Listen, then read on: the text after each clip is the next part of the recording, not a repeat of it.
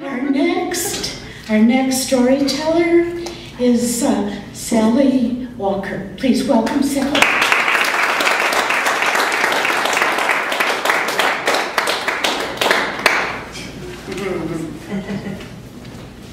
I just have to comment, Gio, it seems like now you perhaps have a penchant for orange. It's surprising.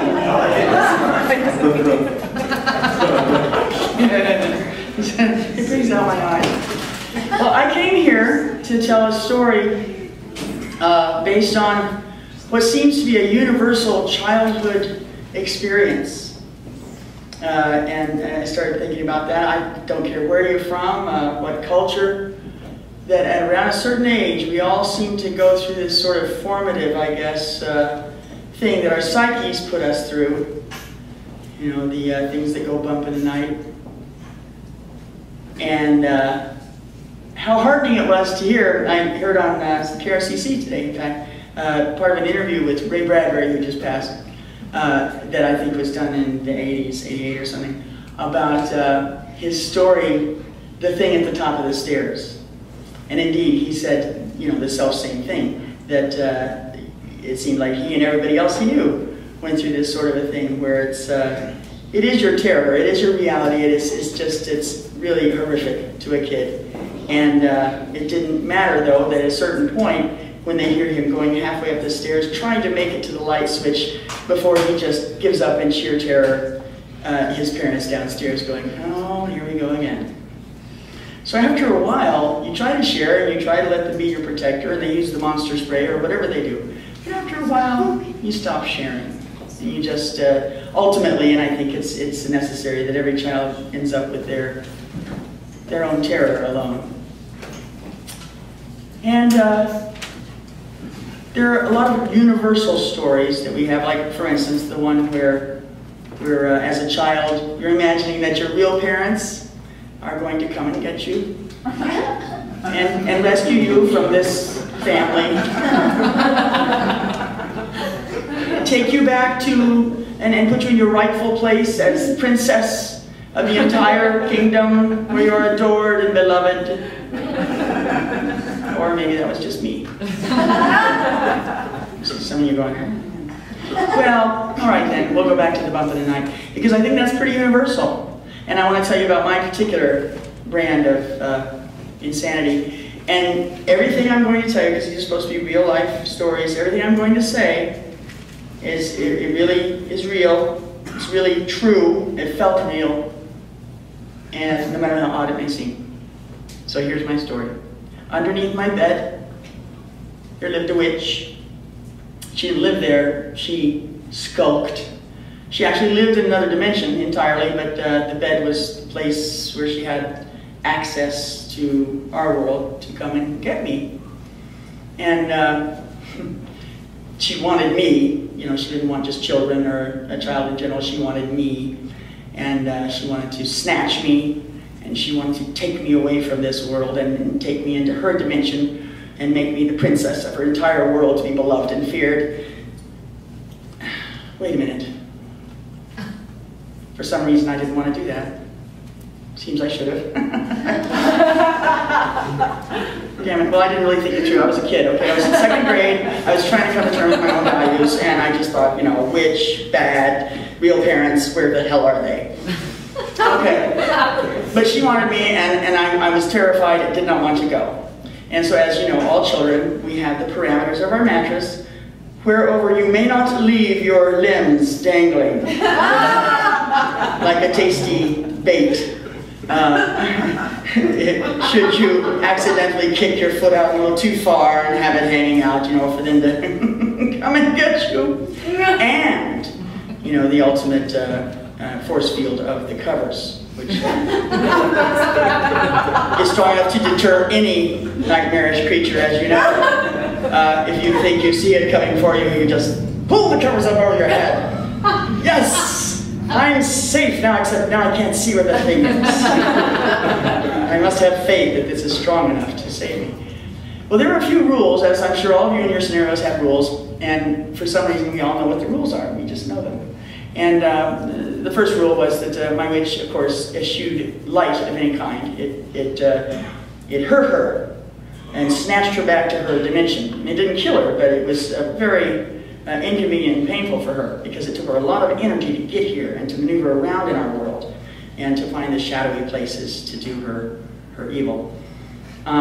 So she didn't like the light at all, and the light was my saving grace. And I think I might have set some Olympic records from my light switch to my bed.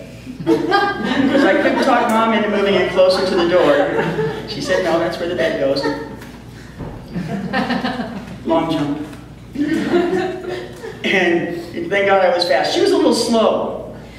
She was a little slow, my witch. Thank God. You know, because I'm sure I overestimated my incredible speed. But she would go for me, and then a lot of this. So what she did, because she was very inventive and very determined, she had help. She built robots. And what?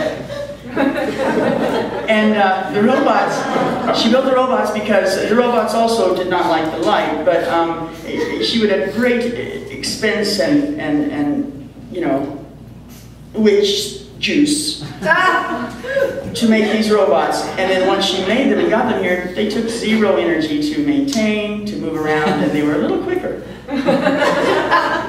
By and large, as far as my room goes, they hung out in the closet. Because they were vertical. They were robots. I'm sure inspired by, you know, Will Rhodes and I don't know. Or Robbie the Robot or something, whatever childhood fantasy. But they were robots, they were stood upright, and they hid in my closet. And she would stash them down in the furnace room behind the furnace. Mom, I meant to tell you that. They were behind the furnace room.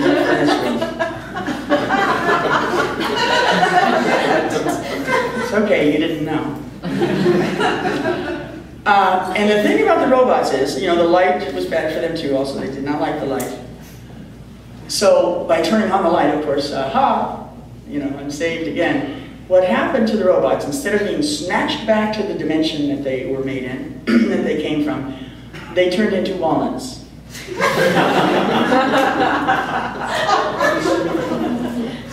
And immediately, you know, dropped to the floor wherever they were, and ceased to be, and would never like re-robot.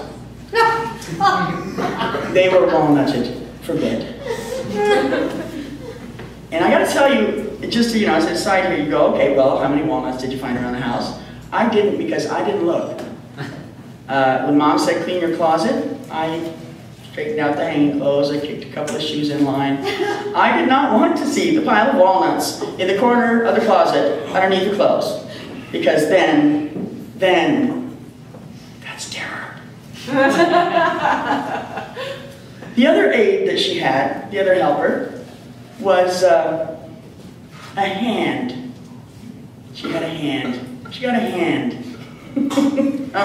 From somebody. It was a hand, actually, and it was huge. It was as big as I was, and it was kind of transparent, but it was luminous, and it was green, chartreuse green, I would say. And it existed in a very finite place in our world. It didn't mind being in the light at all, which is a scary thing when you think you've got the ultimate weapon. You know, the light, the covers, okay, I think I'm good. Oh no, but now she's got a helper that lives quite happily in the light, but only at the top and the bottom of the stairs, and in between. I don't know if this is why you did it, but I could not walk up or downstairs my entire childhood because of this damned hand. And of course, and I don't know why it was so important to my parents that I not run up and down the stairs. I suppose I could break my neck or something. Stop running up and down the stairs! Like, walk like a person! Okay! I'd rather apologize than ask permission any day. And there's this honking hand chasing you. And it was fast. So I was fast on those stairs, up and down. Did I ever look behind me again? No. Would you? Really? I did not. I knew it was there, so why? I didn't want to see it, but I knew it was there. I didn't have to prove it to myself. I just had to run as fast as I could. Until I got to the bottom of the stairs, or the top, depending. Now, I know everyone has these stories, and I don't know why mine have why my story has some weird things. They're weird to me even, trust me. You know, the walnut thing and the robots, and I never heard anyone with robots involved or any of that. And I think I have talked to someone who had the hand, however, and I was like, you had my hand? Well, maybe there's like a whole, like, it's a breed. Because I thought my hand was the only one of its kind. It's kind of nice to know that, you know, you had family. Little hands, you know. But I went through this for a couple of years. I guess I had somehow somebody told me something about mortality early on, and it struck me.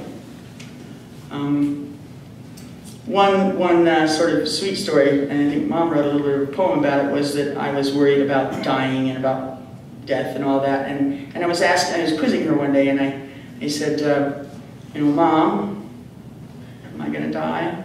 She said, well, we don't want to talk about that. Mom, are you going to die? Well, you know, people, we're not going to talk about that. Mom, is Popeye going to die?